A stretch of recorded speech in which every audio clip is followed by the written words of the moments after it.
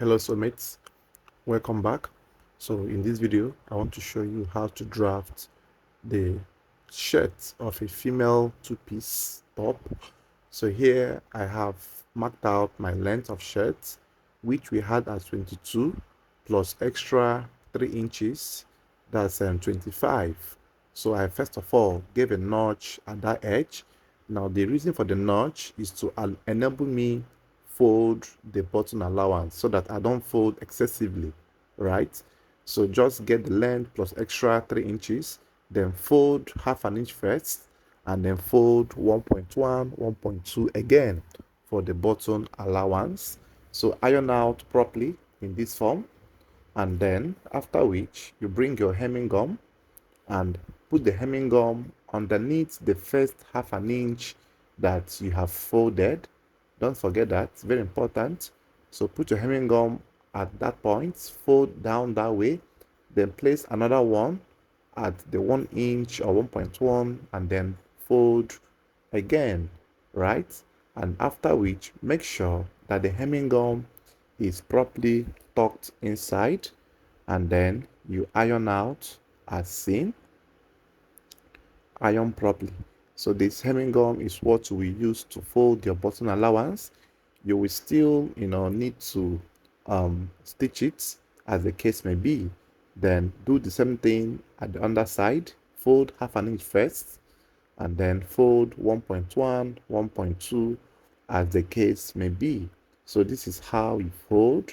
Then after folding, you bring hemming gum and then add at the half an inch initial folding, fold backwards, and then add another one strand at the 1.1 inch and then fold again.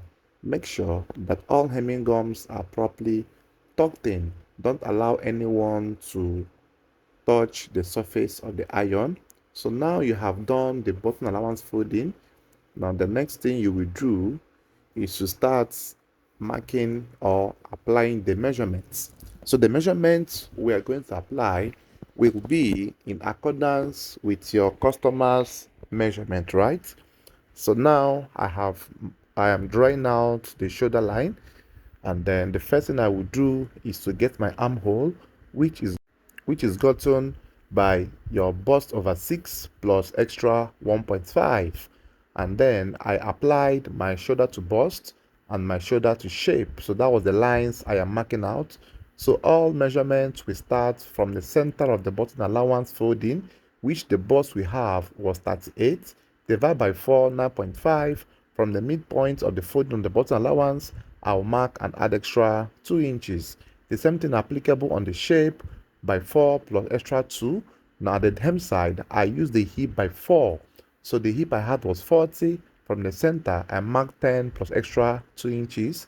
And then on the shoulder line, the shoulder I have, shoulder of 16, divided by 2 is 8 plus half to join the sleeve, that's 8.5. And then I marked in that form. Then the next thing I am marking here is the neckline measurement. So the neckline is 15 divided by 6 minus 0.3. Use the answer for the width, then add half to the answer you got to mark your depth and connect in that form. Then connect the shoulder line to the armhole line. Then come down by 2 inches for the shoulder slope, for the shoulder slanting. And then take your pattern master, place in this form, make a curve that connects half an inch encroachment on the armhole line, and then go back to the armhole, and then connect the shape line to the bust line, and then connect the bust line, the shape line to the hip line. It comes in this form, and then you start cutting. Now this is the simplest way you will use to cut or draft your shirts for your two-piece. Then cut all through this way. Bear in mind that this way works both for male and female as well. Then cut the armhole area all through in this form, and then after which the next to do is to cut the sides as well. So once the sides has been cut out, then here you give the curve that appears on the hem part of the shirt. It's just like this, and then make sure you don't curve too much so that it doesn't give you stress when folding. And the next to cut here is the back panel. So place the back or place the front panel to lap at the midpoint of the folding, right? So the front panel will lap at the middle point, and then raise the back by 2 inches, raise also by 2 inches on the armhole area and the shoulder area respectively. After which, tilt your ruler in that form and then mark a back neck depth of 1.1, 1.25 depending on the size of your customer. And after which you are done, then cut the back neckline first, cut the shoulder area, and then make sure that it is properly placed at the middle, and then cut the armhole area all through, then cut this one as well. So all of these stuffs I am saying now are what you must do, right? Then bend the back panel to come in front, and then trim off the excesses if there is any. Trim it out all through in that form. Make sure you fine tune the back neckline to tally with the front bodies.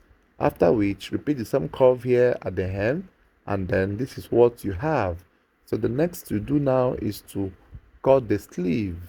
Now bear in mind that you have to arrange your fabrics in a way that it will not be like you are using excess material. So trim off the excesses at that point, and then fold one edge together and then refold again. So what is your guide to make this folding? Your guide is the customer's round sleeve measurement divided by 2 plus extra 4 inches. So here I am trying to get this line straight, and then after which fold in that form. The round sleeve measurement I have is 13 divided by 2 is 6.5 plus extra 4 inches, right? So this is how your folding must be. Then mark out your baseline in this form, mark extra 2 inches, 2 inches all through that way, and then connect the line as shown.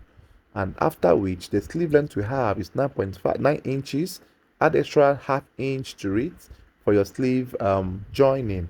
Then mark all through the height, apply the round sleeve by 2 plus extra 1.5, and then connect all through this way.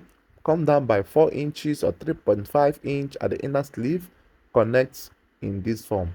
So you have the connection coming in this form, and then cut out this area, the baseline, not the allowance of joining or folding, right? Then cut out all through that way. So now the next thing you will do will be to cut the back facing.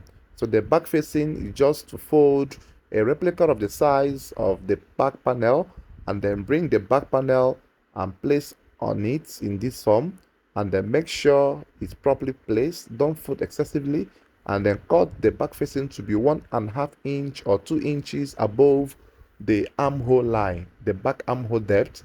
The minimum you can use is 1 inch, right? And then record the back neckline, record all through the shoulder, and also record on the armhole area. So this is how you do your cuttings, right?